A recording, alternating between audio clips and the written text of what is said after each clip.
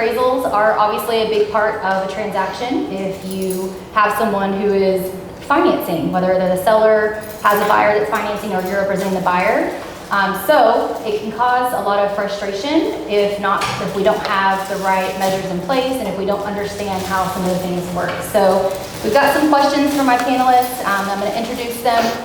So I know everybody in here, so I'm going to skip my own personal introduction because that is not needed.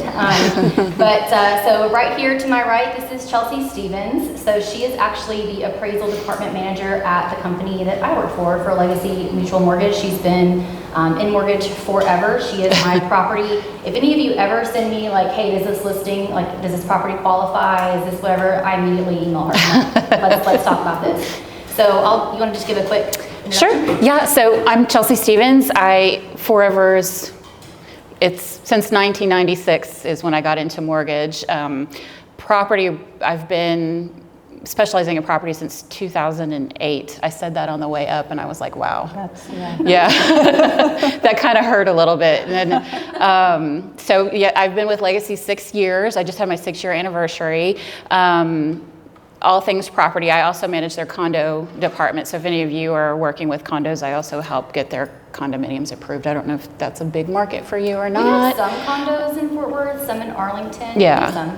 But yeah, so property has been my specialty for a while now. So I am actually a native Texan.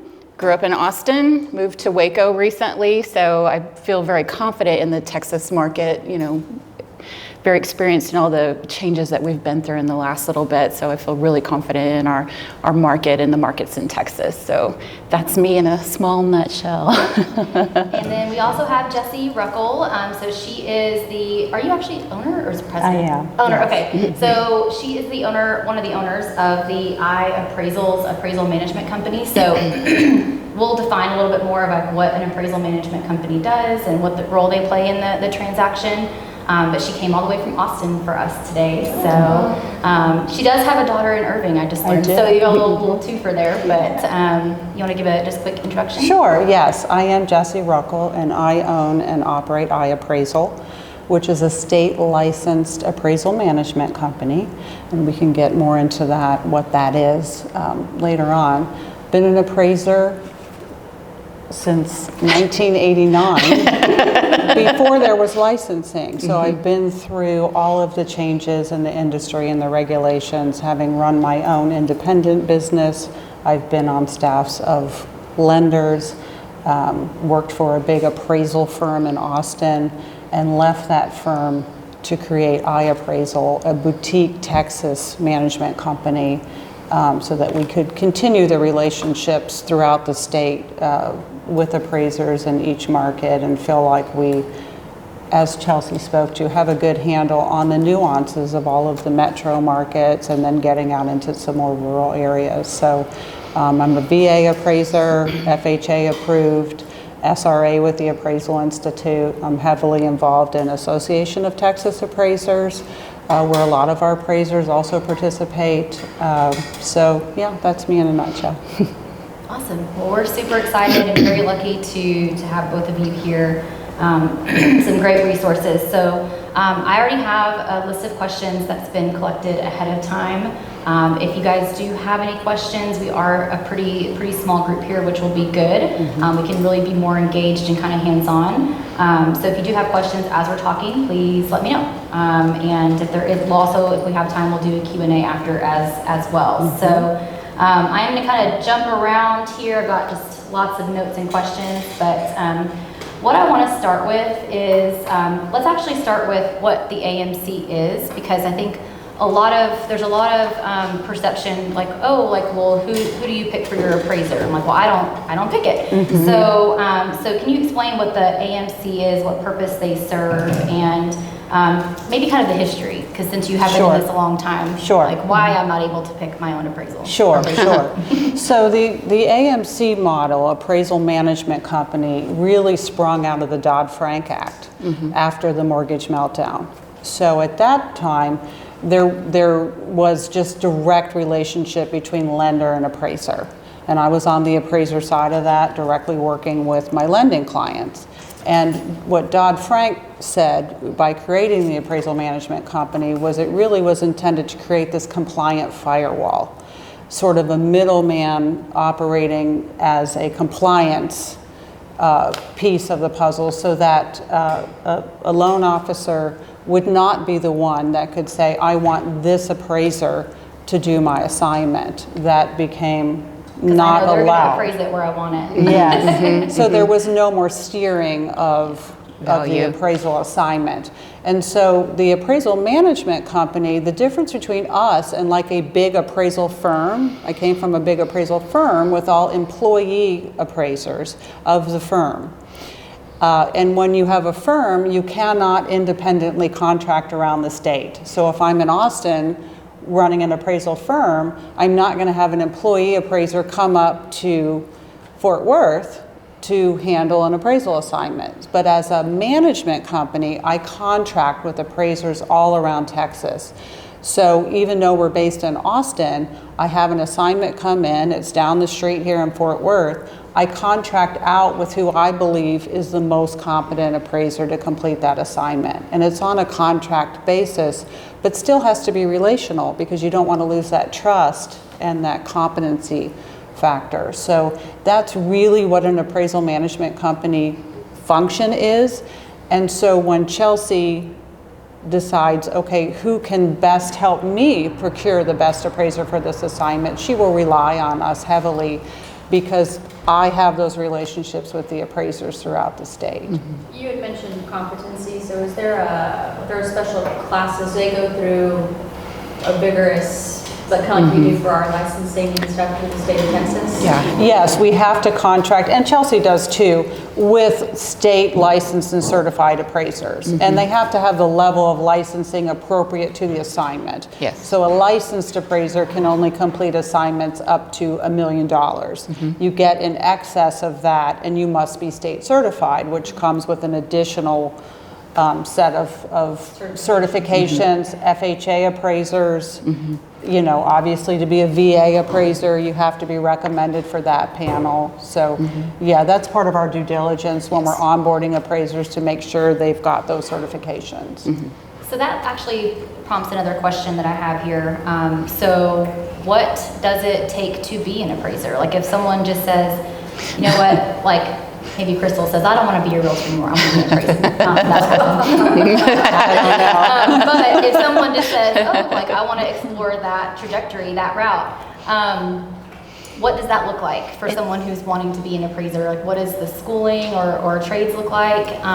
Like what's that kind of journey to become an appraiser, just so that they know what they have to go through to get to that? Yeah, just generally speaking, there's a minimum set of experience hours. Obviously, the first step would be to go in, and there's some classes to take in order to obtain a trainee license.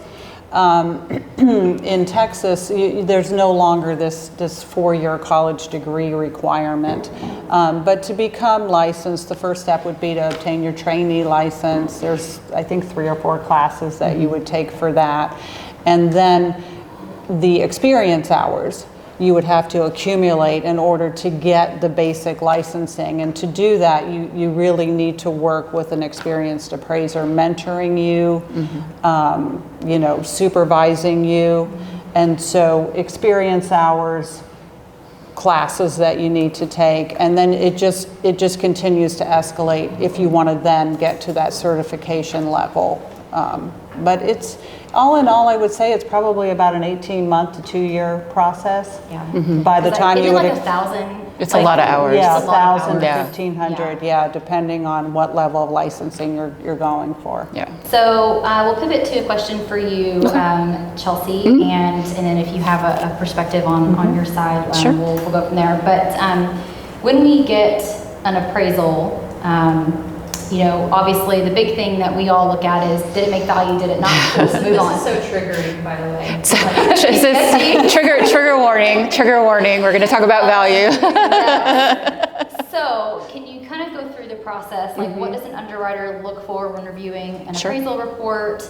and maybe even talk about like the risk score, because I don't think a lot of people understand that there's that. Absolutely. That collateral Yeah. mechanism. So obviously, you know, we get a report in, and you know, each underwriter will look at something a little differently. You know, what agency are we looking at? Do you have an FHA loan? Do you have a VA loan? Do you have a USDA loan? Do you have a conventional loan? Because each of those agencies have different requirements that we as underwriters have to make sure that the appraisal has met. So, you know, once we determine that, we're going to go through and review, you know, to make sure that it meets that, not only the agency, but who we're selling to ultimately, our investor. Is it Chase? Is it, you know, Wells Fargo? Who are we selling this to? Has it met those individual requirements as well? So, you know, we've got some layers of things that we've got to review too, as well. Speaking of scores, I don't know if any of y'all have ever heard of collateral underwriter or CU, but for conventional loans, and we'll just talk about conventional right now, Fannie Mae and Freddie Mac have collected data for years and years and years about anything and everything appraisal related. If an appraiser has used a comparable ever in a report, if they have used the subject property in another report as a comparable, and how did they rate that property? Did they use it as a condition 2? Did they adjust it a certain way? And they collect all that data in the background, and then they score it. Score it 1 to 5. 1 to 2.5, Fannie and Freddie will say this value is repped and warranted, meaning they agree with this value, and I as a lender, I don't have to do anything else. We're good. That value is good. Anything over that, I have to underwrite the full file, going line by line to ensure that what Jesse has submitted to me makes sense. Her adjustments to condition, her adjustments to square footage, all of that has been, it makes sense. And if it doesn't, I've got to speak to it, or I have to ask Jesse to speak to it in her report. Now, when we sell files, we don't sell files to a property or to a lender that's in Fort Worth. They're in California, they're in New York, they're in Florida. So we aren't selling to people that would know the market. So that appraisal is a story. And if the story isn't in that appraisal, we have to get it. So sometimes, you know, we'll have to come back to you or to Jesse and say, you've got to explain your adjustment. You've got to explain why you rated this as a condition 4 or condition 3 when the pictures don't match that. So sometimes we'll see a back and forth, a little bit of back and forth, even when your value came in. It's just us trying to make what the numbers say make sense in the long run. It's, like I said, it's a story that we're trying to tell through that appraisal, through those numbers, through the data that's collected. And again, I don't live in Fort Worth, Jesse doesn't live in Fort Worth, and who we're selling to doesn't either. So that appraisal is all we have. I didn't visit it either. So the pictures are all that we have. So when we send it off, you know, if a lender or who we sell it to looks at it and says, well, these photos don't match the narrative that is described, we've got to ask for additional information as well. You know what I think is also important, and I know you know this, is with collateral underwriter, it's really Fannie and Freddie's artificial intelligence, but really it's not very smart. No. Because it also looks at time and distance. Yes. So if an appraisal goes ahead and includes 3 sales and ignores one that sold 1 street over a month ago. Y'all never had that happen, right? Right? Then collateral underwriter picks that up and sometimes will come back to and Chelsea why. to say, why was this sale not included? So that's so important when you're being reached out to by an appraiser to ask for data. Don't ignore the bad sale that happened last week 2 streets over. Rather, let the appraiser know, hey, I am aware of this recent sale right in your neighborhood, and here's what the story was. It was distressed, or it had a funky floor plan, or the backyard was tiny. The cat lady lived there. Right.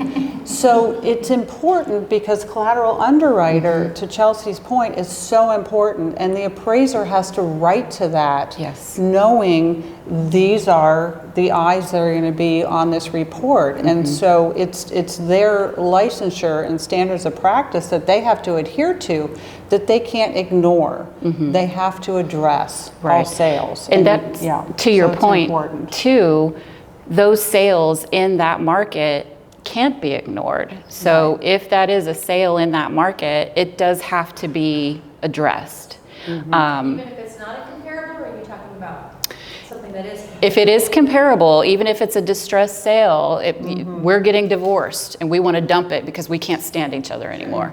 That's a sale. It affects your market. Now, tell us the story, and if that's why we're ignoring it, that might make a case, but it is something that affects your market that we have to speak to. If it's the only sale in your market, that's going to be an issue. So what your neighbors do does affect you. It does affect your marketability. It does affect your value. It does affect everything around you. So what your neighbors do absolutely does affect your... Who all gets to see that score? That underwriting. That's it? Okay. Well, underwriting, and then ultimately the agency that we send it to. Yes. Yeah, Lily sees it. Oh, and yes. Well, Kimmy and yes. And I will also just to be clear, if it wasn't, like, that collateral underwriter is every lender in the United States. Yes. That's industry-wide. Everyone has to use that. Yes. So if we get a file back where it's like a 5 or 4.5 or whatever, that's super high risk. And like, if it can't be satisfied, like, I've had to have a second appraisal before, which sucks. Even though the value is there, but it's like, hey, something's not right here, something's not matching. So it doesn't happen that often, but and we don't like to do that. Obviously, it's a cost, it's a time, it's a delay. It is absolutely a delay, and it's that ultimately that is not our goal, to delay your closing, to delay Kimmy's closing, to delay your homeowners from getting into their home. That's obviously not our goal. Our goal is to ensure that we are lending on a home that is valued at what we feel like it is. You said that the AI picks up on data. So if the house, does that mean that, like, houses that are brand new, does that automatically give you guys a red flag? Yeah, new builds are hard on the AI, so new builds often won't. Exactly. So if you have a new neighborhood or a rural neighborhood, it often won't score. It'll NA it out. And so that's when your human interaction has to come in, and me as an underwriter or other underwriters will have to come in and say, okay, it's rural. Let me look at this as a human. Or it's brand spanking new. It can't score it because there's not enough data. Or there's areas in Dallas that just don't move. No one sells until they die, and then it sells, right? And so those don't score very often. And so then as a human, we go in and yes, these all things make sense. Just because it doesn't score doesn't mean it's bad. And to Kimmy's point, even if it's a 5, it's not necessarily bad. It just means that we've got to dig in really hard, and more steps, more time, more just kind of legwork on a human level. And ensuring that the appraiser that's completing that assignment is competent enough to include the language to make the underwriter comfortable with the report. Oftentimes, a high CU score is really unavoidable when you're out in a rural area because there's just a lack of data.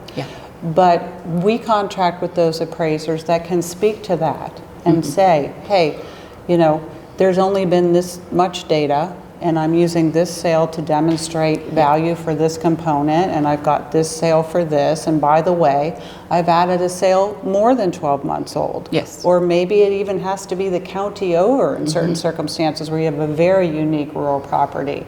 And so they're already proactively trying to answer these questions to explain to the underwriter, it's not that I omitted all of this data, here's what I have to work with, and here are the sales in the order I put them in order to demonstrate value for all of the components of the subject. And so it really is important to be intentional with who it is that's writing that report, so that when it gets to Chelsea, her team is more comfortable seeing, okay, now I'm understanding the story of this property. So I'd love to actually talk about some adjustments. So, because I'm seeing a little bit of a trend, and I don't know if you guys are seeing this out in the field, but I've had several people who are looking at properties that have like an additional dwelling on the property. So whether it's an in-law suite, so the way that that's termed in the lending world is an ADU, an accessory dwelling unit, which is going to be your in-law, your mother-in-law suite, your guest house, your separate, you know, apartment, whatever. So we've had several of those. So we had one like even recently where it was literally like 2 of the same size house. Yeah. Remember that one? I do. And so they were trying to buy it as like, oh, well, maybe just buy like, here's the main house and then here's the second guest house. But they were literally both 1,700 square feet. So like it's like they were starting a compound or something. And so from a valuation standpoint, that makes it challenging because if you guys weren't aware, unless these properties are connected by a roof line, the only, like from a price per square foot standpoint, it's only off of the main house. The guest house is not counted in that price per square foot. So even if it's living square footage, it is not part of the gross living adjustment. So then, can we talk about then the adjustment, like from your, either one of your perspectives, like how does an ADU get valued? Like what does that look like? Right, so when you have an accessory dwelling, just kind of to segue off, if it's an accessory dwelling, it needs to be subordinate to your primary residence in size, in room count, in condition. So your main home is 2,500 square feet, 4-bedroom, 2-bath. Your ADU has got to be smaller than that with less bedrooms and less bathrooms. It needs to be zoned appropriately. Your county or your municipality will allow that. And your highest and best use by your appraiser says that that is okay. We don't want your zoning to say you can't have this, and if it burns down, you can't rebuild it this way. So that's kind of about zoning for the whole property, not specifically for right. That particular. Yeah, would the zoning allow for 2 units? Yes. Or just one? Just one. Yeah. So when you get to one and it's 2 identical houses like this situation. This was an Azel. Not surprising. Yeah, I don't know. I'm going to take your word for it. This really should be open to like homeowners in general so they can hear these words come out of your mouth. Oh, okay. That's why we're recording. We're like, what are 2 of these houses? So this was 300,000, so 300,000 times 2. Yes. Yeah. No, it doesn't work that way. Yeah. So just so you know, if you walk up on a home and they say, oh, I have a mother-in-law suite, and you go back and it's the same size, you're like, no, you don't. You've got 2 single-family residences, and you're going to have a problem with conventional financing, which is what we're offering. So when you do have a true accessory dwelling, if you're looking at an appraisal and you know the grid, you're going to see the main home on that one line, and then typically an appraiser will do another line item for the accessory dwelling where they'll give you your value for your accessory dwelling. So there's 2 sections. If it's a basement, we don't have many basements. Sometimes every once in a while I'll see one in Texas with a basement, not often, but if it's a basement, it's right under there. But they will give the value for it. It's just in separate columns on the grid. So what do you do in the case where those were 2? That was not one that we could offer financing on. So the solution I Sounds like a proposed back to them is I duplex. said that you probably need to have them surveyed separately and sold as separate Yeah, that's what residences. I was like, hold on, we gotta backtrack. So Or if they're yeah. close enough, you just connect those roof lines. Yes. Make a breezeway. The way, if yeah. that accessory unit is the same size, then we can't, it doesn't qualify for traditional finance? Yeah. Well, it would. I mean, It needed some work.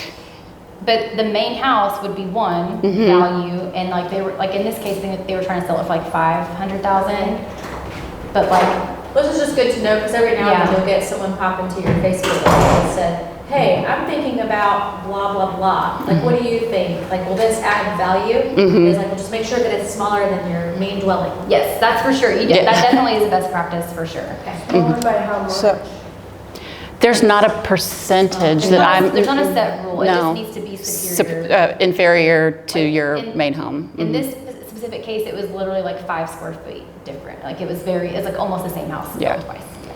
and so the way that you can help appraisers that are working on a property that has a main home with an ADU, and by the way, an accessory dwelling unit means that it can function on its own. So it's got the kitchen, the living space, and a bedroom and a bath. Full The bath. bedroom living space can be combined like a studio type thing, but it's got to function on its own. So a functional kitchen, functional bathroom, and the living space. No There, rules on central AC or anything like that? it would have its own, Yeah. yes. So different than, and I know in our area in Austin, it's very common that a lot of folks will have a detached office or yoga studio She or, should. right, just, yes. And again, that is also separately calculated, but an accessory dwelling unit has to function on its own. Yes. And the way you can help an appraiser if you're listing a property like that is to really focus on the data integrity, knowing that the appraiser, because they have to adhere to ANSI measuring standards, which is what, American National Standard Standards Institute. something. And it's new, so Yes. many of you might not have heard of that. ANSI? Yeah. Yes, so appraisers are required to adhere to ANSI standards and also Fannie and Freddie underwriting. And so they must separate out that main home in the main living area, and then the ADU or whatever conditioned space that you're talking about is separately accounted for. It has contributory value, to be sure. It just won't be included in that main square footage. Right. And so when you're using your multiple listing service, I understand that a lot of times your seller will want you to combine those square footages, and they'll say, oh no, my house is 4,000 square feet. You know, I've got 3,000 square feet over here and 1,000 over here, and so it's 4,000. So I understand that, and if you have to do that, then go ahead and narratively explain below, hey, we have a 3,000 square foot 4-3 main home with an ADU that's 1,000 square feet with 1 bedroom, 1 bath. And at least then the appraiser can properly report when your listing closes, and they've got to use that as a sale for the next appraisal. Yep.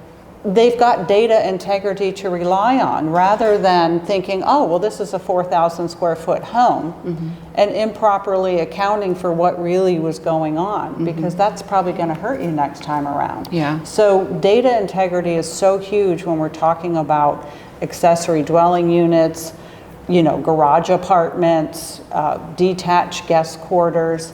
Be very clear with, here's the layout of my home. Yeah. If you're forced to, you know, you have your due diligence, right, your fiduciary to your seller, so we get it. But if you can't put that exact square footage for the main home, at least detail it out so that appraisers that are looking at that information and that data have accurate data to report. Yeah. How is it factored when builders do like the multi-generational, like they'll have a separate entrance, but it's under the same roof? Like that's still, because they have their own kitchen, they have their own, have you seen those? Where some- Yeah, so it's connected by a roof line. If it's, yeah. Yeah, if you have to walk out Outside. of conditioned space into unconditioned space to get back to the conditioned space, they're separate. They're separate. Okay, Yeah. yeah. Okay, I have a question. So I have a client, I don't have this property listed because it's in Waco, but she's trying to buy a property from me. She has 12 acres, and there is literally 2 homes that they have built on this 5 acres over here and this 7 over here. They're trying to sell it all together. How, is that like an appraiser's nightmare? Are they separately deeded? You have 2 parcels that are separately Yes. deeded? Yeah, they Yeah. each would have their own highest and best use. Okay. Yeah. Yeah. We as a lender, we cannot do 1 deed and 1 note with 2 legal descriptions. So if you have lot 1, 2, 3 and lot 1, 2, 4, we can't do 1 deed and 1 note with those 2. It has to be 1. And with 2 single-family residences, we can't have 2 of the same property on 1 deed and 1 note. It has to be either a duplex or a triplex or, Full house. And she's having a hard time selling it because she's got it priced at over $1 million. Sure. You should just sell them separately, yeah, divide it. And she Yeah. said, well, what if one sells and one doesn't, then my daughter can't move, Sure. or I can't move, Yeah. blah, blah, blah. I mean, Pick your poison. These homeowners have always got these, Yes. these Stories. that do not Yeah. understand our rules. Yeah. and that I think we have to help educate when we can. I think when we're talking about with homes that have accessory dwellings, one of the biggest kind of pushbacks that I get from homeowners when they get the appraisal back, they see that line that says their home is 3,500 square feet, but in their mind this whole time they've had a 4,500 square foot home with 4 bedrooms and 4 bathrooms. But no, in fact, because of the way that we have to treat it, they have one home and then they have that accessory dwelling or their guest house or their yoga studio or whatever it is. Yes, you do have all of that, but because of the way that we have to look at it, it's too separate. I'm not saying that these are inferior or it's a bad thing. It just, in their head, they feel like it should have been 4,500 square feet, but no, we have to break it out because of the way we have to look at it. What if that had been one deed and 2 houses? So then it would be Then it like would be back main to- house with the ADU, Yeah. is how it would be looked at. Yeah, But it sounds like they have 2 separate addresses. Yeah, Yeah. so they're Yeah, definitely that's- just two. yeah. I would, They're making it complicated. Complicated. They're limiting their buyer They pool can't get because a it's gonna buyer be. either. Yeah. Yeah, right, it's gonna be- right. There's- Buyer, it's gonna be a nightmare. and yeah, it would be a non-traditional Yes. lender that would do that. It's, a local credit bureau, local bank. My husband works for a local bank. I'm not plugging him, but I'm just saying local banks can do things, local credit unions can do things that we as lenders that sell out can't, if that makes sense. All right, so let's talk about some more just kind of adjustments and valuations. So this is going to be really important for everyone in this room with the upcoming changes. So, Oh, yeah. seller It's like, what? concessions. Okay. Yeah. So how are seller concessions viewed in determining value? So like, let's say someone goes in, here's a list price, but then maybe they bump the price up so that seller concessions can be added, because that could be a more frequent occurrence given the state of the changes that will be happening this summer. So how are seller concessions viewed? And that's actually a question I'd like for both of you to take. So from a lender's perspective, I am simply going to see, is this common and customary for the area that you're in? Does it meet the agency requirements, meaning is it outside of the normal and customary? Like normal and customary is $5,000 and this is 20. Yikes, okay, so he or she should have made some sort of adjustment for that. How do you know if it's normal and customary? Well, what are the other sales? Okay. Yeah. Gotcha. The comp. So the 5 other comps that were provided in that particular area had $5,000 worth of seller's concessions. Your subject had $25,000. That's outside norm, so there should have been an adjustment for that. On a lender side, that's what I'm going to review. For an appraiser, I will let Jesse speak to that, but for a lender's perspective, I'm going to see, is it common and customary for the area based on the comparables provided, and has the appraiser adjusted for that within his report? This is if we add it to the loan price, is what you guys are referring to? If it's in the contract. Just in general, like how are seller concessions viewed? Because what I anticipate potentially happening with the changes in, buyer's rep compensation. Wrap it up into the Yes. price of the house. Yeah. But at the end of the day, wasn't the buyer already paying for that because it was in the price of the house? So what's the big deal? Well, that's a different class.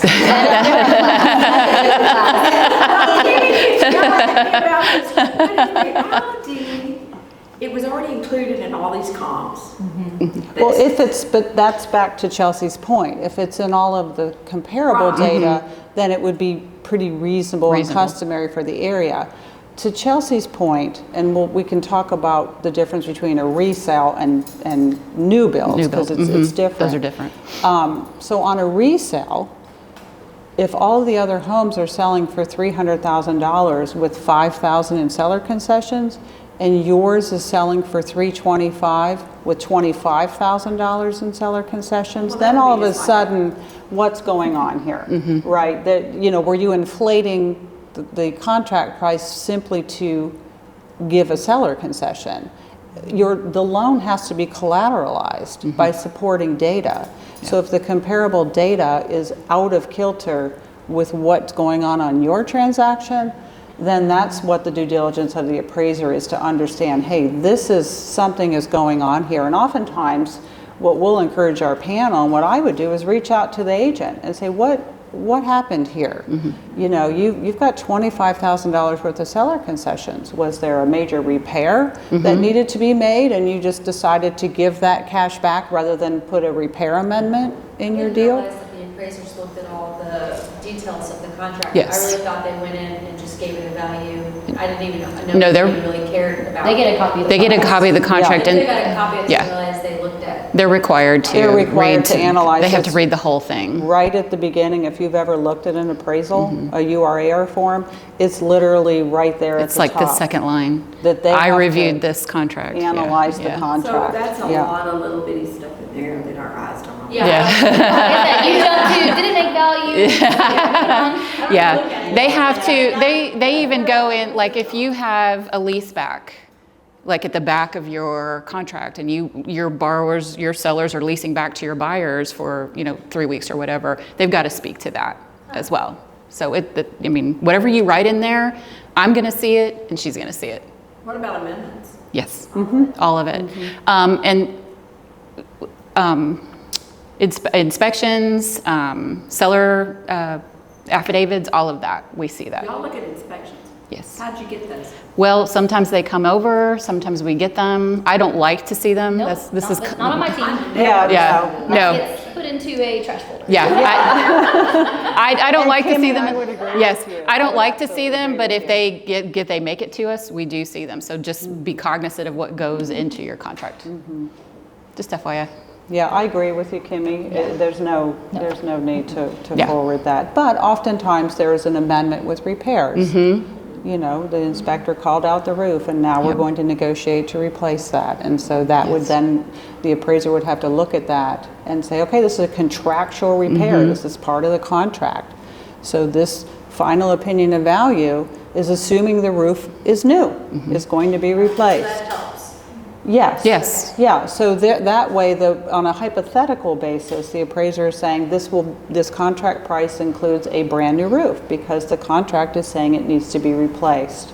And so that's obviously important, right, for us to know and would impact on condition rating of the subject property. What, are your sales of similar condition? So that's part of the appraiser's due diligence, yeah. So I'll ask another, go ahead. I do it a lot up there and do whatever. She's I in do. rural America. America. Okay. Wise County. Wise County Oh, I Business love, County. I was just at Wise County Networking Group Oh, up there. They have a yes. wonderful group there. Yes. Yeah, Oh, you're in there. No, it's not a different one.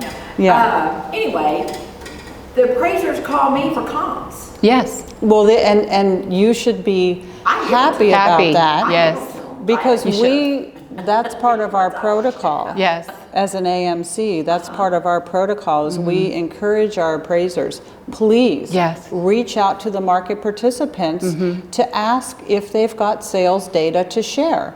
Oftentimes, they may see, even if they see the same data, you're in Wise County. Yeah. You know your market to the ground level versus the appraiser that's going and doing properties of all different kinds. So they want your input for you to say, I'm familiar with these 3 sales in Wise County, and by the way, here was the story with this sale over here. Yeah. And I want you to be aware of that and how that compares to our subject property. Right. And or, yes, my buyer looked at this property as well and chose not to purchase it because of, and you can tell your story and explain to the appraiser needs something coming from you in order to make an adjustment when it's necessary. Right. Because It's so much easier to do it proactively than absolutely, I Yes. don't ever mind doing it. I've got it ready for them when I know. that's that. fantastic. And get your red pen out Yeah. and mark a sale up and say, because we all know that MLS listings are really marketing pieces. Yes. Right? You're not going to tell the down and dirty. That's not your fiduciary.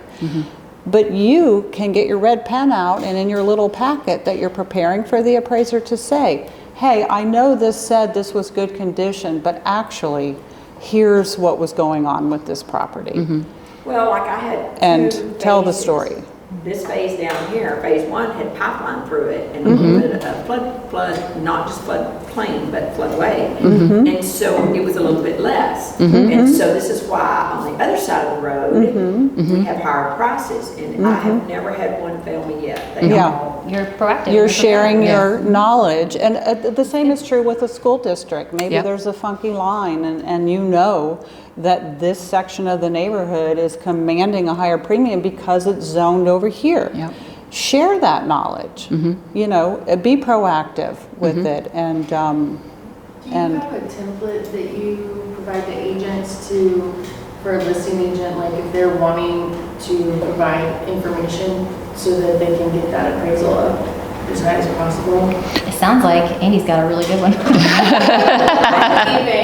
Especially if the house has had a lot of remodeling or something to it, I leave a presentation folder, it's something fancy, on the counter right there with a big picture of the house, you know, I even put, you know, for the appraiser or whatever, and then you open it up and it's got all the things. I have like everything that you've done. It isn't not if they have receipts and stuff. I even put those in little clear things, but I listed all the.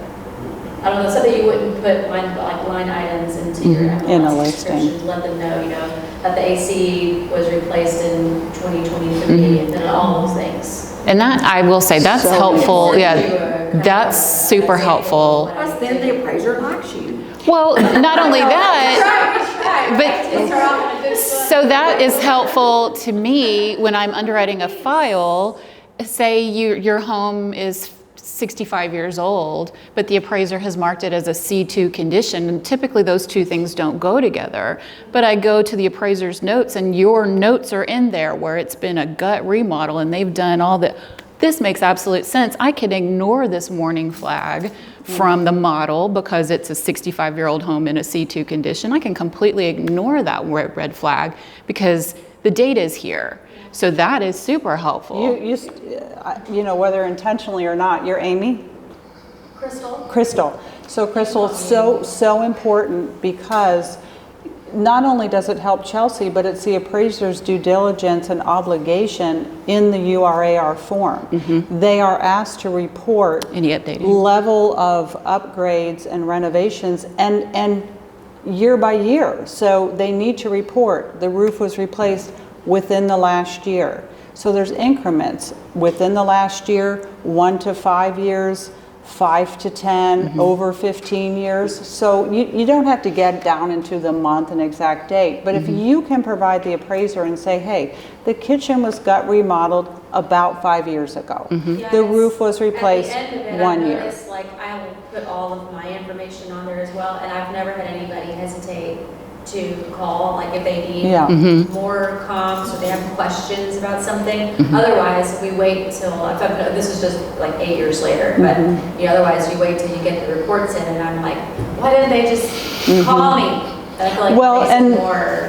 And to that point, oftentimes then you'll understand why an appraiser might be asking you that for time frame, because it's something that they need to piece together and report accurately in those phases of time. It's their standards of practice that they have to adhere to and accurately report when those updates were made, not just what updates were made. So that's very, very helpful. Especially here recently, prices have gone up and stuff, so you're setting records sometimes in some of these neighborhoods. You have to state your case. Yes. Yeah. So in land, I don't know if y'all do land or not, but in land, like if you have no comps, say 300-acre tract, you have 0 comps for that up there. What do you do? I don't finance land. Well, 300 acres. I do nothing. I finance no land. So do you guys get appraisals for just land? 300 acres sounds like it might be beyond. Yeah, you that's can speak beyond. to this from a lending standpoint, but that sounds beyond. That's beyond out of our reach. You know, when we had, out of scope, I mean, the more most than I've farm seen and is ranch. 50 acres. That sounds like a farm and ranch Yeah. type of, but you know, when we're doing a home that's on a larger tract, say 50 acres, we look at the home, and then typically our appraiser will provide us some land sales, some blank, just plain land sales to kind of support the adjustments that they've given to the property. for the land. So we've got, just raw land sales, and then we've got our home land as well. Improved and unimproved. Sorry, I was looking for that. Raw was what came up. Improved and unimproved. So, they'll give us 1 or 2 or 3 unimproved sales to sort of support what they've done with the improved sales. 50 acres is kind of the max that I've seen us do. Typically when you get over that, it's more of a farm to ranch situation, which is out of our scope. Well, I have 300, but I don't know if we're going to break it up or we're going to sell it outright. And there's nothing on it. It's just total land. Yeah. So. How much? Let's make a deal. So I don't have a template to answer your question, Amanda, but I think it might be a good idea, since you guys have your Facebook community, maybe just, write a message in there and just say, hey, who has an example they'd be willing to share? And you can kind of build your own. That's what I do. I'm always all about some R&D. I just told her I would share. Well, that's one example, but maybe there's others also. Listen, sharing is caring, and that's what I'm saying. So, and you can take advantage of the CMA. Yes, absolutely. That you have, and pull that from MLS, and just kind of drill down to the 3, 4, or 5 most important contributory factors. Maybe square footage, lot size, view, if it has an ADU, and then just know that you can springboard off of that, and then just maybe speak to those and make sure the appraiser understands everything that's gone on with those 4 or 5 important features, and that'd be a great way to start. So I have one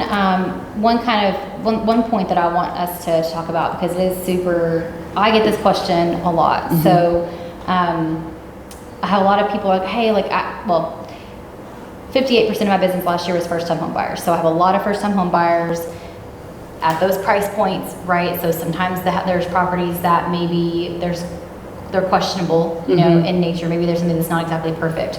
So oftentimes we didn't go look at that because it says it wasn't FHA eligible, or I don't think this property will pass FHA. Yeah. And it kind of chaps my ass a little bit, because a lot of times if it doesn't pass FHA, it probably won't pass the others either. But there's just this, FHA has become this ugly stepchild for property conditions. So what I would love for you each to talk on is, who comes up with the property conditions, and is there really a true major variance? Because I guess I'll just, one more context is, I often feel that there's a perception of, conventional will finance any property. And it's not true. Lies. It's not true. So take it away. So true conventional financing will not finance anything. If you're looking at conventional financing, the property has to be in a certain condition. It can't be in squalor, obviously. It has to be habitable. It doesn't mean that you have to live there or I have to live there, but someone needs to be able to live there comfortably, safely, without it crumbling down on their head. Government loans, the inspection level on government loans, I would say, is much more thorough than conventional inspections. I would say the appraiser has to look at the attic, they have to look at all of the windows, they have to be a lot more thorough than conventional. On conventional, a lender can kind of make some internal decisions about what they see and how they want to go about whether or not they feel like that is acceptable to an investor or to an agency. There are a few guidelines: health and safety, if there's a foundation issue that's obvious, if the roof is clearly crumbling, if there's broken glass, if there's lead paint, safety issues on a conventional loan are not acceptable. If there's evidence of water damage, correct. Mold, that's all mold, yes. Out on every anytime there's water damage, that's going to be an issue. If there's evidence of infestation of any kind, rodents, termites, those sort of things. That's always cool stories. I've never had any rodent infestation. So I do actually have a, typically when you turn on a light, vermin will leave. Any vermin. Though you turn on a light, they say, oh, we're leaving. I actually saw a picture, this was in Corpus Christi, where the appraiser was able to take pictures and the rats posed. It was their house. It was their house. They were on top of the water heater, and there were 3 of them, and they sort of just stood on their back legs and posed. And I was like, well, that's clearly an infestation if they're comfortable enough to pose for Bless their heart. pictures. So that was not one we did. But yes, that was Sorry. Squirrel moment. squirrel. Yeah. So that was clearly not a convention. That was something that we could not have done across the board because it was clearly infested with creatures.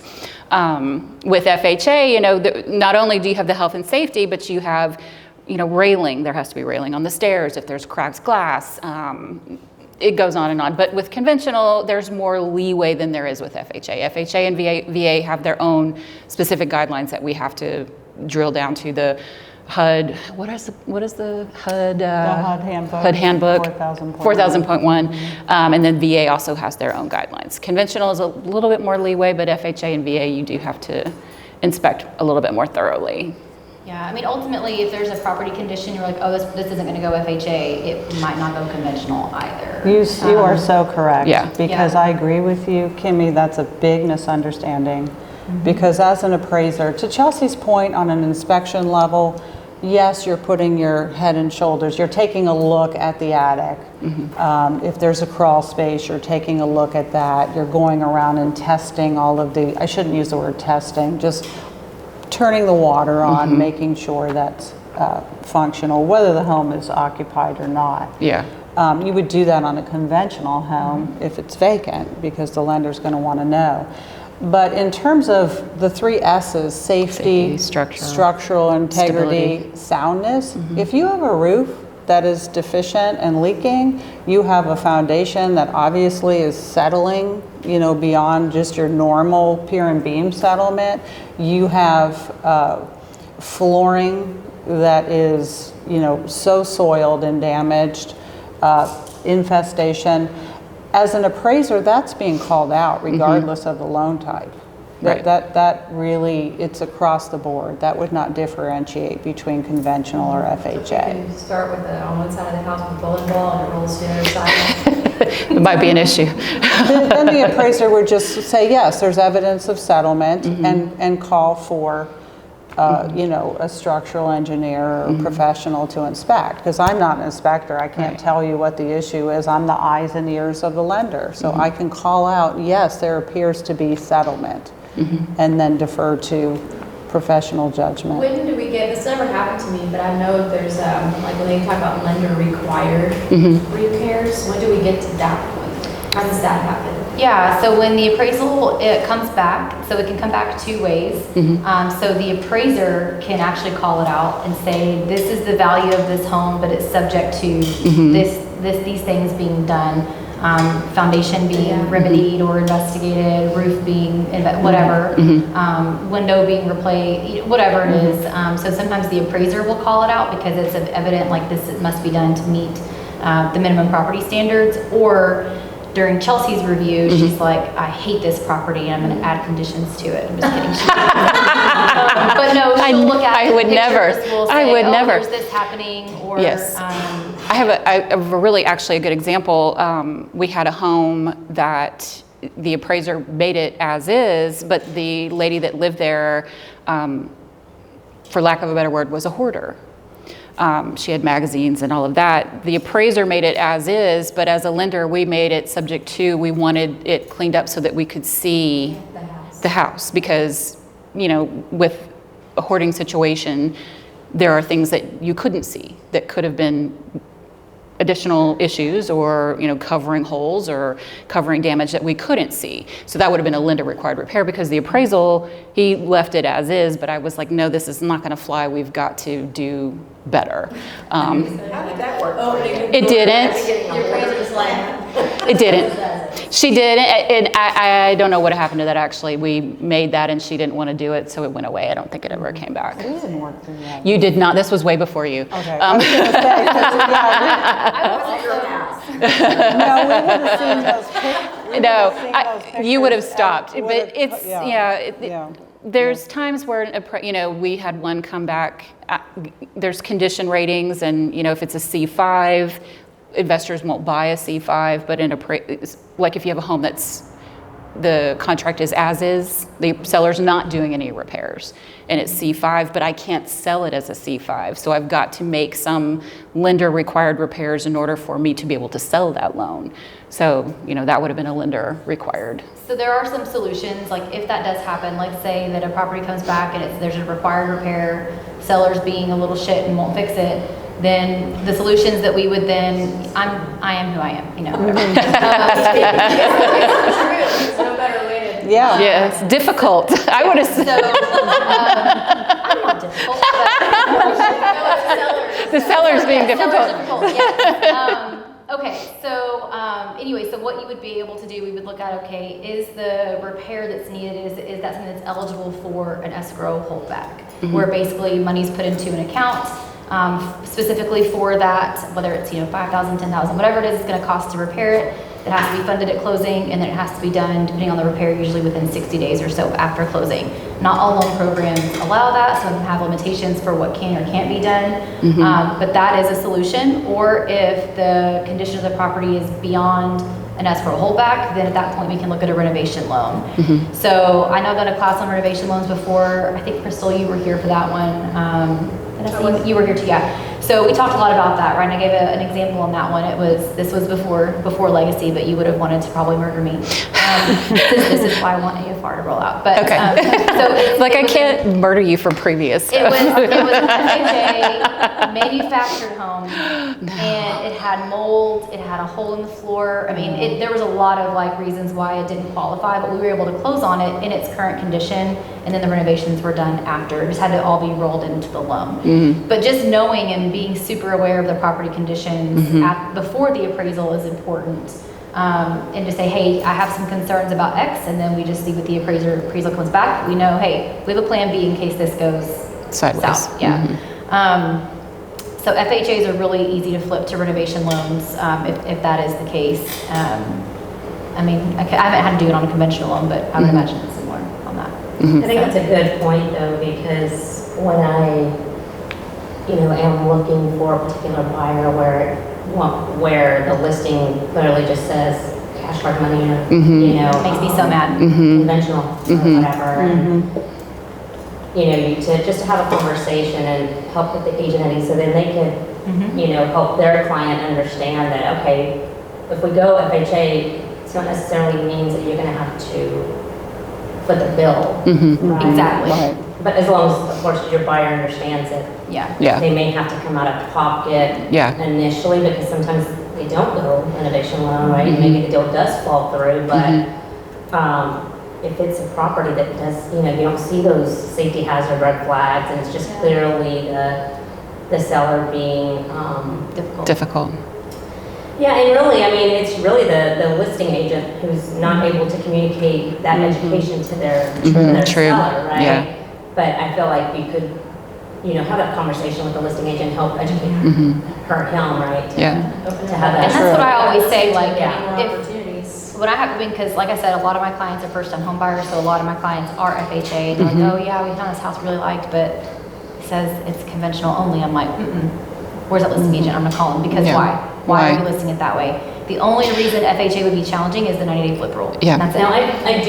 Now, I do put conventional only on a lot of my listings, that specifically, I already know what the red flags are. Oh, okay. Right, I know that there is visible wood rot, there is, if it's just tree limbs, I won't, right? Yeah. If it's clearly, we already know that it's gonna need, foundation, right, or whatever, but in those instances, if I have the buyer, I will ask the question, say, hey, what's the reason, right?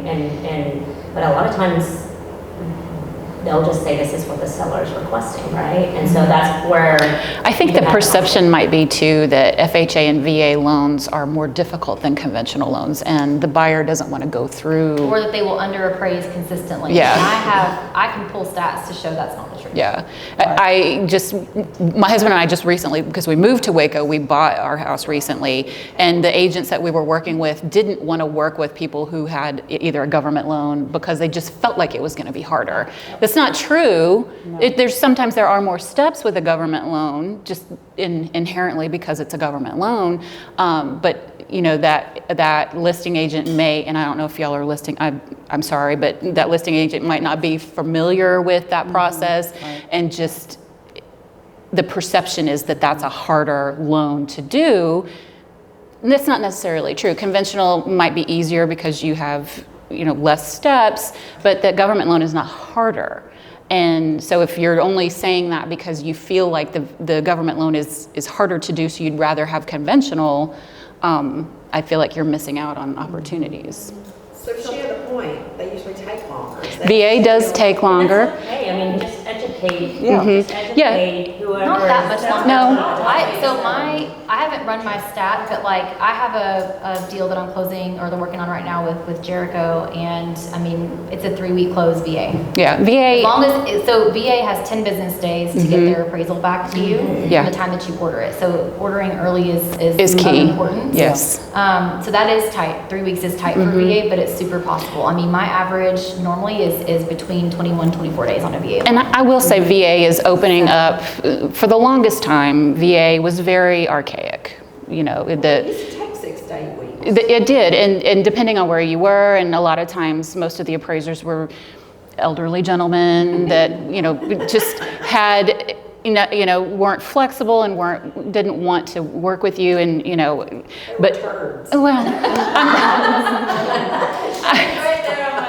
I'm trying to be PC here, but you know, I think VA is trying to kind of step into the real world, and they're rolling out, you know, kind of, it's a work share thing where they, you know, they have an appraiser that's closer to the assignment, do the inspection, then the other appraiser does the work. So they're trying to modernize a little bit with VA, and it's not nearly as difficult as it was maybe 5 years ago. Yeah, they've opened the panel. They've yes. made a lot of panel Yes. changes. For a long time. Well, They I feel had like the if you're working with a panel lender who's closed. familiar with Yes. Yes. loans, and the things that usually take a long time, like whatever that form is that the debtor needs to have, and all these things, they make sure all that stuff is done. Yes, now. that's also not key, yes. During the, you know, waiting to the final hour for Yeah. these documents that take a Yeah. while. Yeah. I think that matters too. Yeah, I say don't be afraid of a conventional loan or a government loan just because you feel like it's too much work. Now, if the house won't meet it, the house won't meet it. That's one conversation. But if you're just concerned that the loan process itself is too hard, that's a different And I conversation. think that would be a great class, just another value add for you guys is to, you know, promote it as like VA and FHA, you know, just promoting that it's not as difficult as you think, you know, because I feel like you guys said, there's just like a lot, there's just a lot of old thinking. Yeah, So instead of demystifying appraisals, it would be demystifying your government loans. Oh, I'll put a twist on it. I'll get the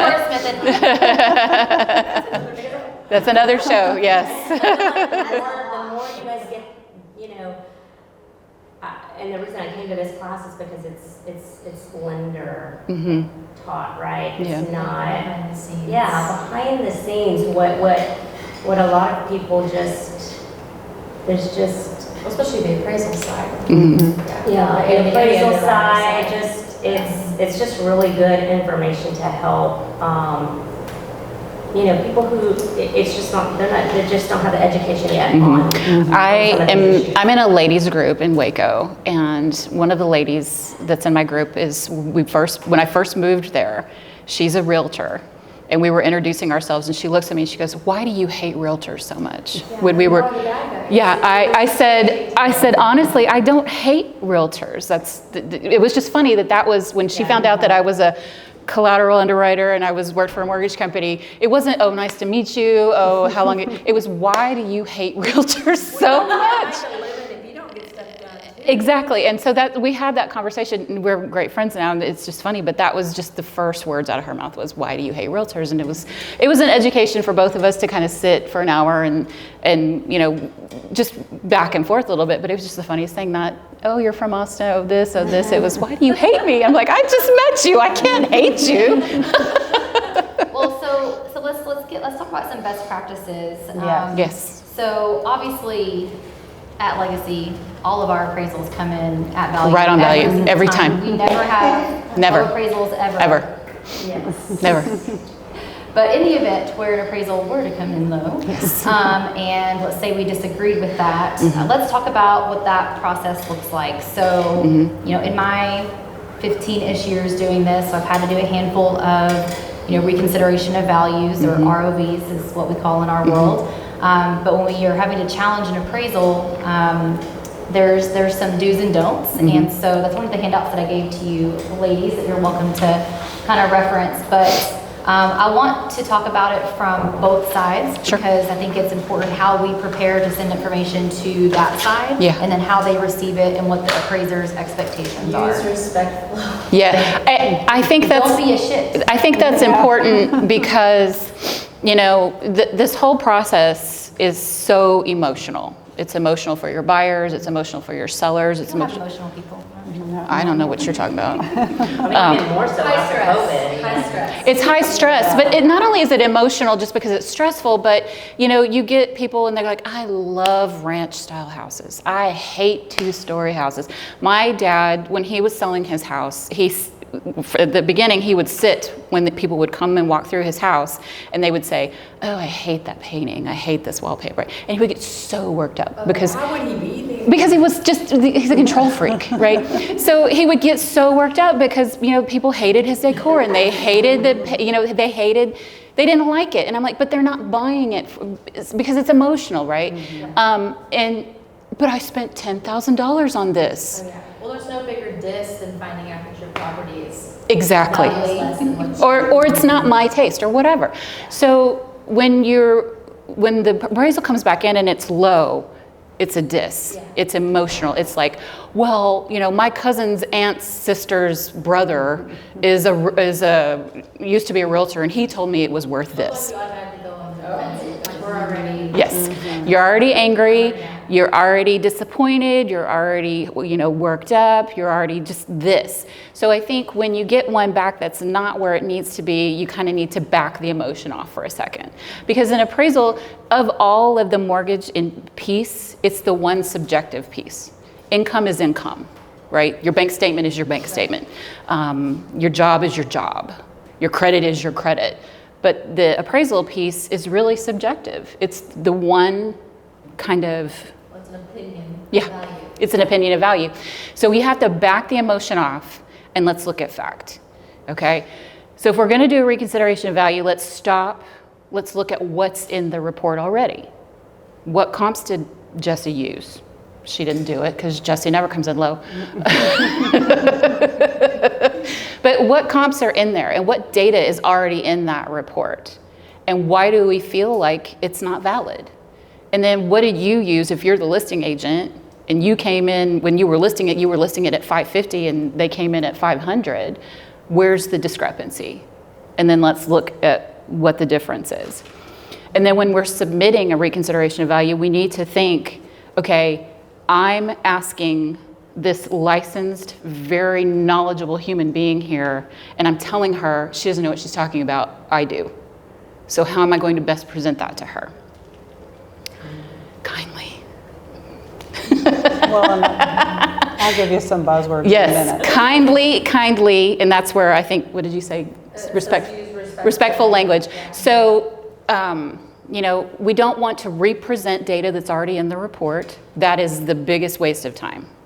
We don't want to present data from one area to support something way over here, right? So when you're looking at, you know, this neighborhood, we can't use comparables with a neighborhood 5 miles away unless we have a rural property, right? We want comps that are comparable. So we need to look at size, condition, room count, amenities. Does it have a pool? Does it have an accessory dwelling? You know, does it have a weird floor plan that we need to take into consideration? Is it fully updated? And none of the comparables are fully updated. We need to take all of that data and present it in a respectful manner. If you feel like the appraiser is way off, then let's have a conversation with Kimmy. Like, it's way, way off. Like you've never seen anything like it in your life. Let's not reach out to Jesse and tell her you're an idiot because this happened, not to Jesse, but to someone. You know, let's not reach out to her and say, this is the worst appraisal I've ever seen in my life. I can't believe you're licensed. You're an idiot. Yeah, don't go directly to the appraisal. So when we send a copy of the appraisal report, and if you get it from your lender, which if you work with me, you will always be on that email when we send it to the client.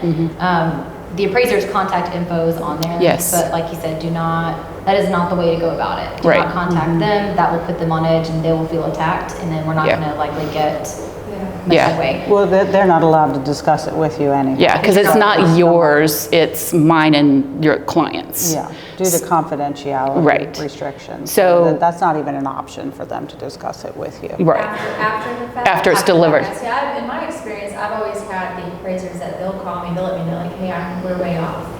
Like, this is what I have, and this is where you are, you know, can you show me? That's a good appraiser when they reach out. Yeah. Well, they shouldn't be disclosing an opinion of value to you. What should be the conversation, and I encourage appraisers to speak with agents. We go around, and Chelsea knows, all over Texas educating agents. Not only can you speak to the appraiser, but you should. And you should be proactive in sharing all of your data. So first of all, we want to be proactive on that side to mitigate ROVs. Because really, we don't really deal with very many ROVs because of our protocols and because, to your point, Crystal, the packet that you're putting together. I think the more thorough you do that, you're mitigating the potential ROV on the other side because you're already proactively maybe addressing some things. Especially in our area, I know you probably get a lot too, but they have shops on their properties. Like around everybody has a shop. They're all different sizes. They all have different, like some are insulated, some aren't, some have AC, some don't, you know, so. Some have bathrooms, some have Well, kitchens. yeah, so like on the appraisals, I feel like shop values are all over the place. Like Well- it's so crazy. And Yeah. sometimes they're so undervalued that it insults even me. Like I don't even live on that property. So I feel like you have to explain like what these things are, you know, like listed out, because not everybody walks into. And so proactively you could just looks like say, you know, hey, I've got a a metal 1,500 building. square foot insulated workshop with, you know, plumbing and electricity and, you know, all the things. Yeah. But just know that, and to your point, I'm understanding what you're saying, but no, it's also sort of like a swimming pool. You know, the appraiser's not appraising swimming pools. Right. It's a pool or there's not a pool. Yeah. Does And it it's, add or take away? well, Depends. so in other words, there's not enough data for an appraiser to dig into that level to say, well, your zero edge, negative edge pool is better than this in-ground pool. That's not, we don't appraise pools. Right, it's a pool or not better, better, mo better. Right, I mean, yeah, no. So shops, the best thing to do would be to stick with facts. The square footage of the shop, the utilities associated with the shop, and that type of thing, and to educate up front with your subject property that it's this big with all of these With a amenities. concrete foundation. Yeah. Right, versus maybe the sale that happened over here 6 months ago that also had a shop. However, it was only this many square feet and didn't offer these utilities. Right. But in terms of the appraiser discussing with you, it's really just about you presenting data. And so if an appraiser reaches out, they really don't have any business discussing value with you. You're not the client. It's about data and the sharing of data. And so by all means, I would encourage that you are very proactive and when an appraiser reaches out to share that data and be an educator to your specific market. Okay? And that you are sticking with facts and data. So if you do get to an ROV, rather than, as Chelsea said, all of this emotion, look at the sales that are in the report, and if you see that there's a material error, maybe that sale had a pool and that got omitted, and you see that, hey, there's no pool here associated with this sale, and it had a pool.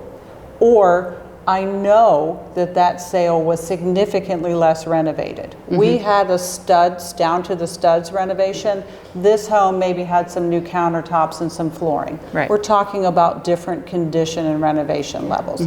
Factual information like that. Yeah. And then if you have another sale that was not included in the original report, to say, I feel that this sale was superior to the sales used because of. Maybe it had that awesome Those view. are buzzwords, superior. Those are because of. buzzwords. Yeah.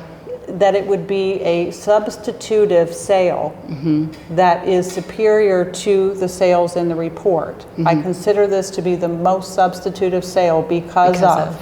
It has this factor or that factor, whether it's your big lot, maybe you're the biggest lot in your development, and the appraiser stuck in the development and used all smaller lots. Yeah. Well, they have to demonstrate market contributory value for that large lot. So that's an instance where the appraiser can hop out of your immediate PUD or neighborhood and go to an adjacent Competing. substitutive neighborhood. So use that word.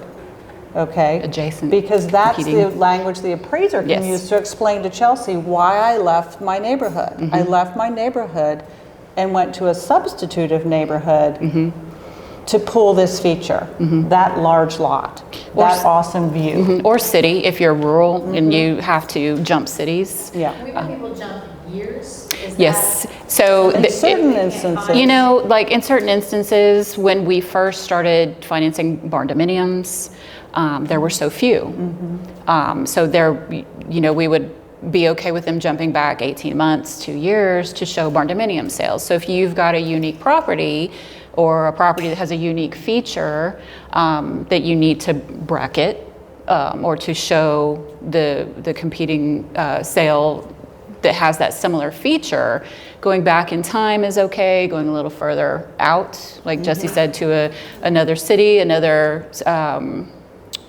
subdivision to sort of show what that amenity would support.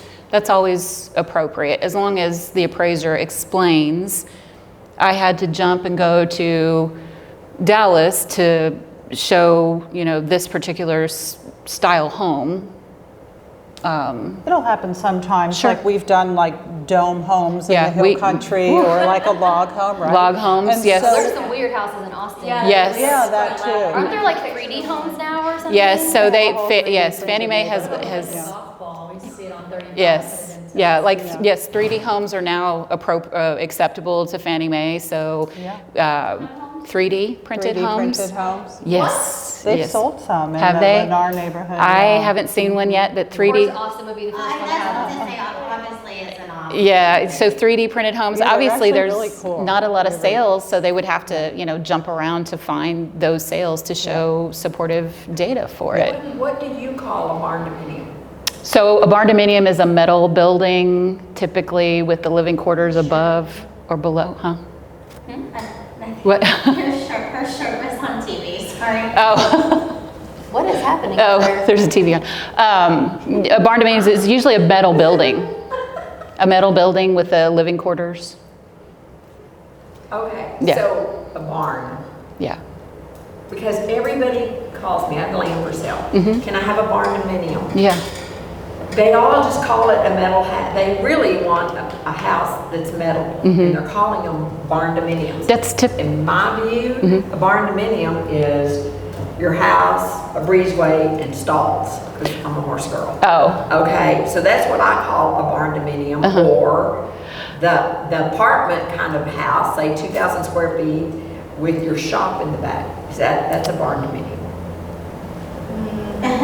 No? You're wrong. I actually encourage our panel to just describe what it is. It's a metal Metal building. building. You know, that it's metal. I think barn dominium sometimes becomes like what, sort of like when you say, hand me a Kleenex. Yeah. You're really talking about tissue, Tissue, right? yeah. And so I think it gets this blanket to your point. So I Yeah. think just sticking to what it is. It's a metal Metal building. building. It's So a do you metal use structure. Square footage of the whole thing, or just the house?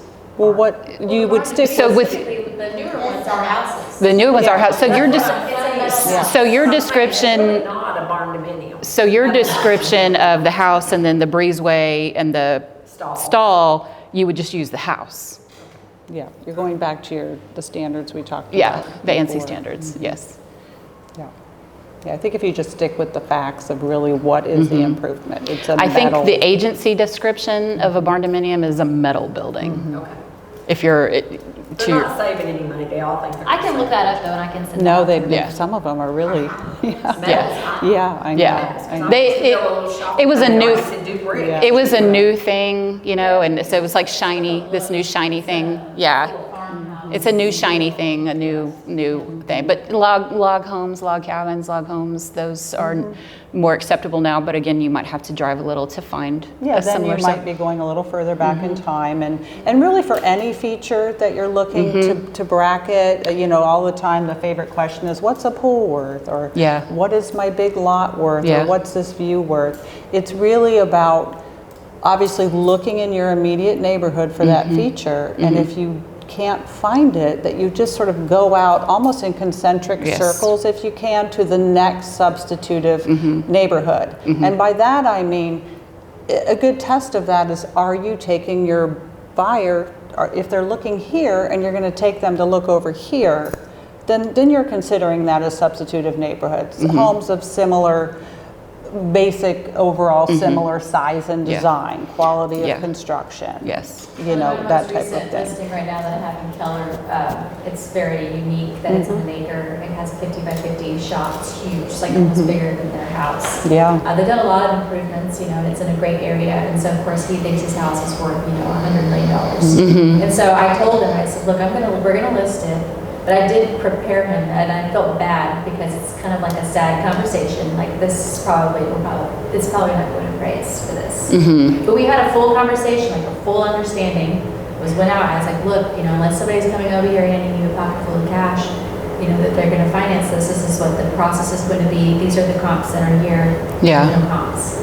Yeah. Like, this And is what- see, I this would was go gonna happen. out- We kind of prepared him for Yeah. the bad news. But Yeah. proactively go out and use your MLS to go out to, you know, concentrically take your search out to pull something that's got, and it doesn't have to be that exact metal building. Yeah, Maybe a similar. it's a detached, you know, little office space or guest quarter or something that overall might have a similar contributory value. If he's got a really, you know, badass metal building that's really finished out nicely, then the contributory value of that might be very similar to a little detached, finished office space. I Right, think it's just for them to understand how the Right. ratio sells. because the appraiser will have to come up with that sale. Yeah. Yeah, I mean, like, Yeah. Or, I need this much money, so you need to tell that buyer that I need this so I can well, buy they're something building, else. they're building, Yeah. like the Dallas Cowboys, you know, are building mansions like Yes. around the corner from his house. And it's like, I understand. Yeah. That's always a difficult, yeah. This is worth $5 million. Yeah. Yes, Like, yeah. Yeah, they're not- and I think a lot of times our reconsideration of values will come in when you have a higher value adjacent home where, you know, here is maybe not that, but here is, and so they've used, when they ran their CMA, they used these comps, but in reality, it's these comps. And so that conversation is always a little difficult when maybe from the jump, the CMA was not appropriate. So when you're upfront with your borrower or your seller and saying, you know, yes, you're adjacent to these, but that doesn't mean that your home is. They're not substituted. They're not property. substituted. Well, yeah, well, also literally around the corner, they're listing those lots for $900,000. Yeah. Empty. Wow. And that's a hard conversation for someone who's not in the business to understand that just because Yeah. right here is that doesn't automatically make you that. I love the one I have, the ones I have in Sangerton. In 5 years, this is gonna be work. Yes. But So this what is about not 5 years. in future value? Not 5 years. Yes. What about, like, for these instances with listings, to help the seller understand the value, would it be beneficial for them to get an appraisal? Yeah, For I'm these kinda working on one-off that type. aspect myself. What are your thoughts? So they can always get an appraisal. We cannot use that. Sure, that's okay. Yeah. That's okay. I And- didn't know. I know that this is more for like a buyer's perspective or whatever, but it's just something that I was thinking is not only that, I mean, from a buyer's agent's perspective, you know, that seller's missing out on somebody who could potentially, you know, want that property and benefit from it, you know, and I just didn't know if maybe that would be, I know it can't be used, but that would, if they were to go and list the property based off that appraisal, I would guess that would be in the range, right? Like, I'm just talking about these one-offs, right? Like, you're trying to explain. you know, just. I sort of have mixed feelings about that because Yes. and we've facilitated those before when you really have a unique property where the listing agent has really no idea where to start. And so in that instance, I think it can be. Sure. But you have to remember that appraisal is that specific date and time with the data that is available as of that specific date and time. And what if you don't list the property for 2 or 3 weeks later? Or there's other data that's pending now that may come out, or there's a shift in economic conditions. The real estate market changes. There's a lot of things. So, you know, I'm a big proponent that, and I know with a lot of the firms that we work with around the state, as a courtesy, they would be happy to just pull raw data and sort of let you read the tea leaves so that they're not giving you any kind of predetermined opinion of value, but they're just saying, okay, here is the data set. This is the data set that we would be looking at, and just sharing raw data with you so that you can kind of get your subject property kind of somewhere within that data set and have an idea of where to list. Leave it on the counter? Leave what on the counter?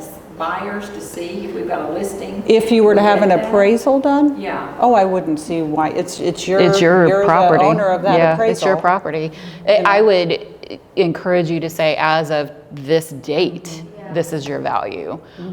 Because as Jesse said, you know, when we get a hold of that loan, we're going to order that appraisal, and any sales that have happened from that date on are going to be. Is that appraisal documented anywhere? Like, say she gets an appraisal done beforehand, is that something like is the next appraiser? I would say you would have to make sure they were aware of it. It probably wouldn't be, my guess, because we as lenders are the ones who log it in that collateral underwriter. So that's like a step that happens on the lending side. On the lending side. Appraisers don't submit it to that. The appraiser, Another lender wouldn't see it. Correct. Right. So they wouldn't have been logged in that. the reason why is because for a private appraisal that we're speaking about is done on a completely different form. The appraiser can't use my form, the Fannie Mae form for a private appraisal. That's just for lending purposes. For your purpose, if we're doing an appraisal for a divorce situation or probate or taxes or for you to, it's a separate client. So you would be the client on that appraisal, and that would be written on what we call a GPAR form, a general purpose form, rather than the Fannie Mae forms, and that would go to you, and then you would do with it as you wish. Feel.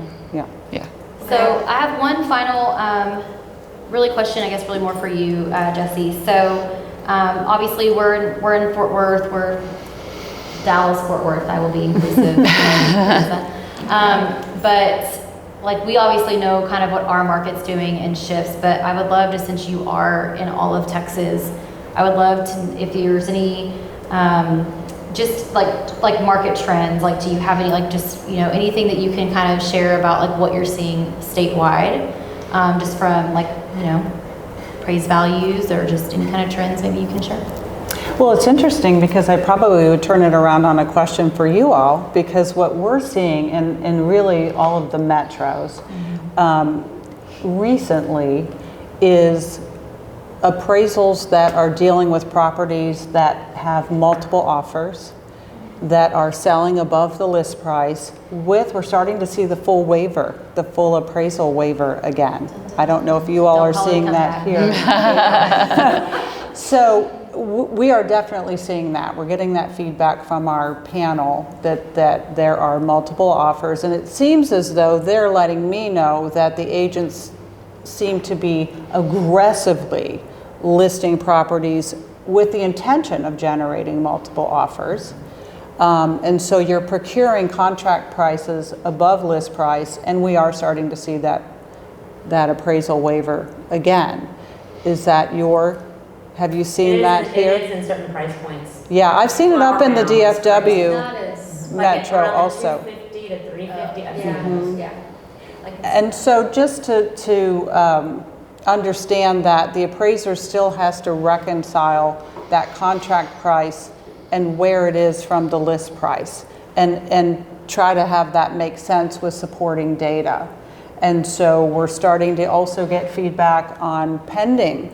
I had a situation that actually was up in the Dallas area, that the agent that had written the contract for this particular property above list with multiple offers with a full waiver, was aware of contract prices in the neighborhood of other pending sales, and was able to bring that to everyone's attention to say, I do know that the one around the corner is also under contract above list price, and giving that data and feedback to the appraiser. So we are starting to see that, and we worked through one of those in Dallas where we were able to have the appraiser and the agent share that data, and that one ended up, just working out just fine. But again, if we're all adults in the room, I'm not your enemy, you're not mine, Chelsea's not mine,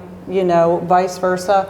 If we all are just adults in the room, sharing our best data and information that we have, then, and working, I can't emphasize the importance of the local lender. So important to work with a local lender like Kimmy, because of the difference in the quality of the people in your transaction. I can speak to it from the appraisal piece, that there's intentionality in that, and that those conversations are being facilitated so that we can find out about what happened. This was just last week that we worked through this. So trends, that would probably be the biggest trend that we're starting to see around the state, is just having those multiple offers coming back, properties selling over list price. And really in the last 4-6 weeks, we started to see the dreaded appraisal waiver pop back up. I have a little question. So I have a house that's, I have listed, they have 10 acres and a gorgeous shop. I live in that shop. But the square footage on the house plans is 2175. Then they turned one of the car garages into her little beauty shop. And then they didn't finish the square footage upstairs in the loft. So, of course, they wanted me to include that, this, and the... It's not finished. It's not It's finished. not finished, so it can't be. What about this garage that they turned into? Is there a business sign out front? No. Okay. Well, that's definitely denied. So if you're dealing with any type of converted garage space, which is a very common thing Sure, in yeah. Austin for sure, really what you want to look at, first of all, it has to be conditioned space.